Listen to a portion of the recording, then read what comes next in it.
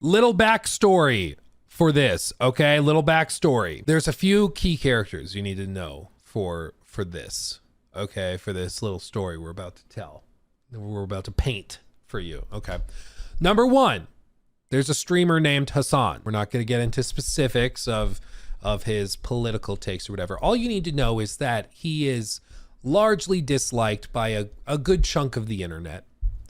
He has a lot of fans, millions of fans. A lot of people don't like him. Some of the people that don't like him are Elon Musk and another guy named Grums. Now, Grums, if you don't know, he's like an old school World of Warcraft, Diablo, StarCraft dev from the olden days. Nowadays is mainly just on Twitter/X complaining about games being WOKE to keep it YouTube friendly. Okay. The other thing you need to know is that Grums also did like a Kickstarter for a game he wanted to do years ago. And so collected like a bunch of money to produce that game, and it's never launched. It's just nowhere to be seen. And I think the work in progress updates have been remarkably slow. It's just, I don't know if development hell is even the right term, but whatever. Those are the building blocks for this, okay? The other thing to remember is the whole thing with Elon Musk, where he said that he was like top 10 in the world at Path of Exile 2. And then it was revealed and people figured out that his account was actually primarily leveled up using basically having paid somebody else to grind it up for him. And so he paid somebody to play on this account, get it to that level, and then he just takes over, plays it for a little bit, and is like, ooh, I'm super powerful, which is something he's been caught doing for other games like Elden Ring, where he's like over encumbered for the entirety of the game and just doesn't even know how the inventory works. So those are all the building blocks of this, okay? Whether you love or hate these people, that's just what you need to understand before we go to this. Grums tweeted out, "You can tell a lot about Ubisoft with how much money they're throwing at terrorist platforming streamers, because they paid Hassan to stream Shadows. They sponsored him to play it, a bunch of other streamers as well." And then Elon replies, "Hassan is a fraud." Oh, and then he follows up, "Sellout would be more accurate. Objectively, he's promoting a terrible game just for the money." Okay. And I mean, this is dramatic. It's dramatic. But then something interesting happened. Whoever is running the AC official X page snapped and had enough. Okay. They snapped after Elon said that Hassan was a sellout promoting a terrible game just for the money. They replied, "Is that what the guy playing your Path of Exile 2 account told you?" And he has been ratioed into oblivion. Like, Jesus Christ. They came out swinging. You know, it's appropriate that it's Assassin's Creed, because this is just about as much of a social media assassination as I've ever seen. Just a 1-2 punch.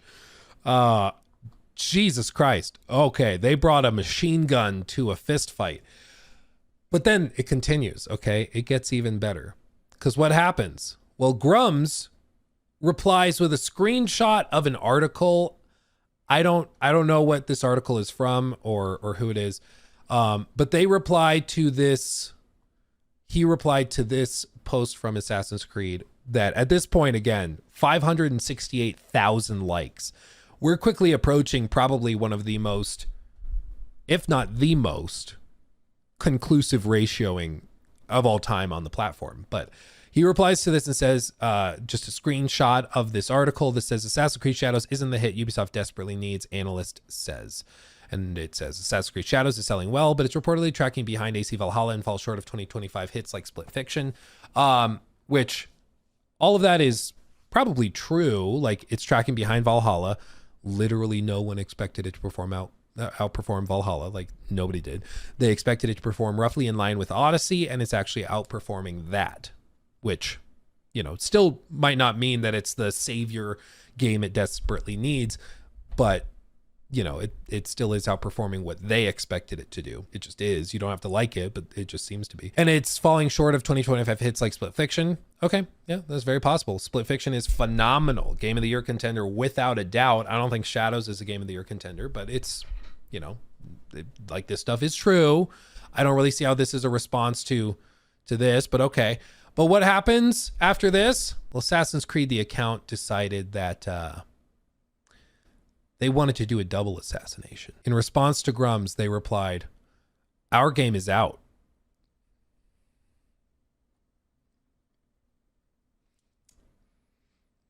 And they have also ratioed him into the depths of hell. Like, Jesus Christ. Whoever is running this account finally just had enough. They're like, I don't care. Fire me. I'm going to go at him. I'm doing it. Jesus. Wow. I have not seen the internet collectively come together around a big brand, a multi-billion-dollar franchise like this in a very long time. I guess it just took Elon and Grum's teaming up to present themselves as like the villains for this, but they have somehow managed to make Assassin's Creed seem based in comparison, which is remarkable. You know, that really is an accomplishment. It really is. Either way, it's freaking hilarious. And I think that, you know, after this, there's been kind of a large fallout after this, where a lot of people have said that, you know, we're going to like play it. Yeah, you know what? Maybe I will play Assassin's Creed. 13,000 likes. Like, I've seen screenshots of people adding AC Shadows to their Steam library, you know, buying it because they thought that this was so funny. And they're like, yeah, oh, Elon doesn't like him? That means I like him. Like, it's crazy. It's crazy. But I think what this means is that moving forward, especially through 2025 and into 2026, when these people that are like the big anti-woke mob, when they move in and try to target a game, because remember, they tried to go after not just AC Shadows, but they went after KCD 2. They were trying to say that Kingdom Come Deliverance 2 was horrible and woke and was going to go broke and whatever else. And I think what you're seeing now is just a clear thing. Oh, Split Fiction 2. Yeah, they went after Split Fiction because it had 2 female protagonists named after the director's daughters. Like, oh, clearly it's woke because it's girls. So I think what you're going to see is like companies are just going to try to face this head on, and they're just going to make fun of these people and try to mock them and kind of disarm them that way. Instead of what AC Shadows did for the first 6 months, which was to just kind of like try to counter it, trying to like address it kind of covertly and indirectly. Now, I think they're just going to just be like, okay, yeah, well, your game is out. You took money from people and didn't put the game out. Okay. Oh, is that what your Path of Exile 2 grind player told you to say? Oh, interesting. You just like make fun of them. And I think that that's the new tact. That's the new strategy. And honestly, it's probably not a bad strategy because somehow, again, AC Shadows is unifying people in a bizarre way. Again, like you see people, they earn this. Like directly responding to that, somebody's saying that they bought the game. And I think there's probably a decent number of people doing it. Again, does it magically save Ubisoft from the corporate restructuring that I think is going to happen? No, I think that stuff's going to happen regardless. A little bit of clout on social media doesn't magically fix years of mismanagement. Lil Lou donated $9.99 through Super Chat. I'm buying Shadows. Lil Lou, thank you for the 10. And there you go. Yeah. Imagine Elon buys Ubisoft now. Dude, now that would be funny.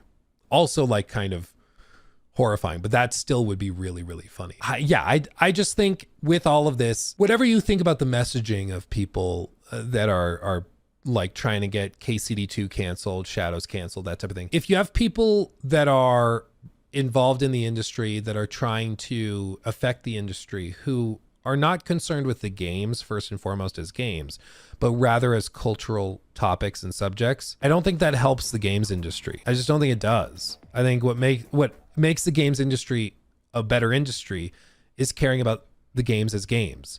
If you approach them as pieces of just some chunk of the cultural zeitgeist, it just whittles it down to another one of the cultural, cornerstones that you're going to try to take apart because you don't like it.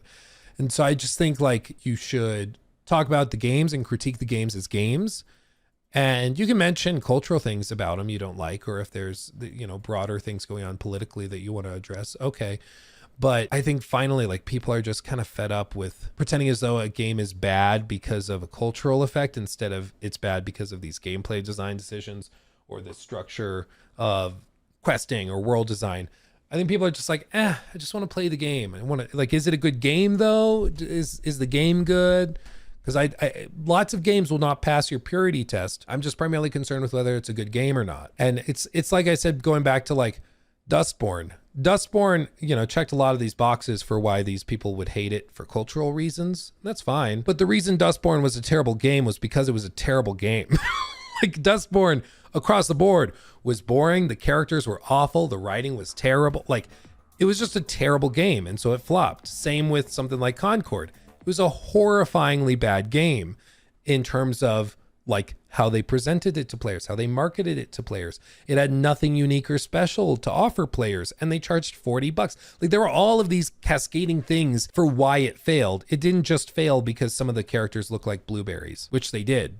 But that wasn't magically why. People tried to make it out like, yeah, it flopped because the character designs were woke. No, it was 15,000 different things. That was maybe a subject, like a bullet point on it, but it's not just the one cultural tidbit. It's all of this other stuff. And I think when you whittle things down to just the cultural aspect or just the political aspect of it, you lose the nuance that will drive developers to making better games. And I mean, I think you can also see that I think a good number of these people are not concerned with the quality of the game at the end of the day, because you saw them going after things like Split Fiction, which is a fantastic game, and KCD2, which is a fantastic game. And they're like, no, that doesn't matter because we don't like this one aspect of it that doesn't pass the purity test. And at that point, okay, you're not going to be playing many games. I'm sorry.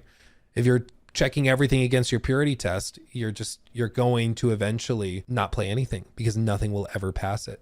You know, who complained about KCD2? These same guys. Grums at one point said he thought like even Monster Hunter looked really good. And then his own community came at him and he had to update his post on X about it because he was like, it's come to my attention that Capcom has done some woke stuff recently. So we might have to keep an eye on Monster Hunter. It may not actually end up being very good. You can't even enjoy Monster Hunter. You can't even enjoy Monster Hunter.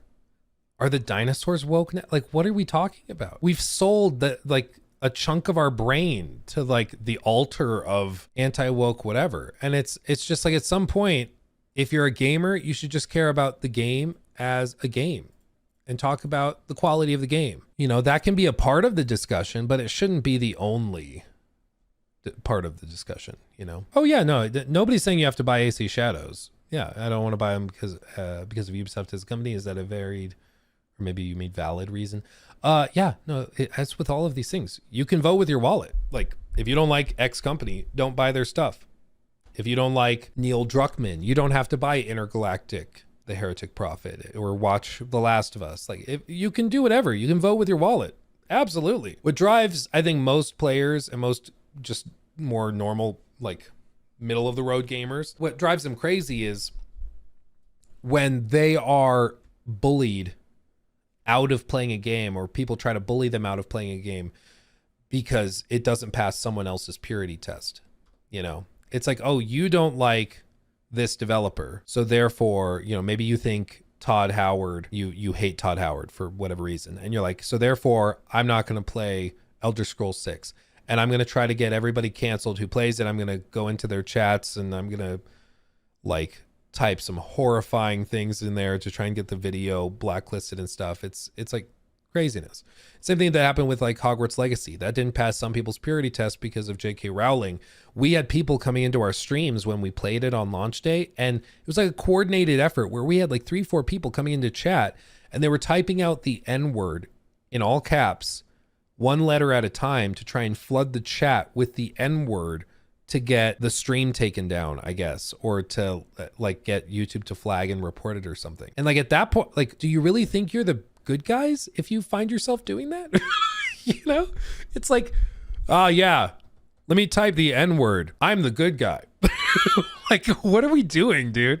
It's the same thing. Like, I cannot comprehend it. You know, I cannot comprehend it. It's insane. It's insane. But that's just where you run into trouble, you know. And I think with all this stuff, it gets, you know, pushed to the top whenever there's like an election season. Political stuff gets discussed way more. Of course, 2024 was was that. But I think there's kind of the pendulum swing. People are going to swing the other way now and try to chill out a little bit. So I think it'll, we'll get back to a sense of normalcy within a decent amount of time, but this is just what happens. But then they do kind of get canceled. Hogwarts Legacy wasn't even mentioned at the Game Awards. Yeah, well, and that was because, in my opinion, a lot of like the journalists and outlets that get to choose who's nominated and vote on that stuff, they tend to have a particular political leaning, and it was a political leaning that would lead to that game not being nominated for all of those reasons that were readily apparent. The fact that Hogwarts Legacy wasn't even nominated for like best like sound design was laughable and like really ridiculous. But you even saw groups like Digital Foundry. They didn't want to talk about the game. They waited like a month or two before even doing like a tech review of Hogwarts Legacy because they didn't want to cover it. They didn't want to platform it or whatever, It was just insane. It was stupid. Elon's been quiet since. Yeah, dude. He didn't engage with the discourse anymore after that. It's kind of hard to argue when you get blown out that hard. Like, okay, there's some sentiment that people are just fed up with. Again, it just went up another 1,000. I cannot think of the last time I saw everybody come together and just be like, wow, get him. Like, it's pretty crazy. He took my thing.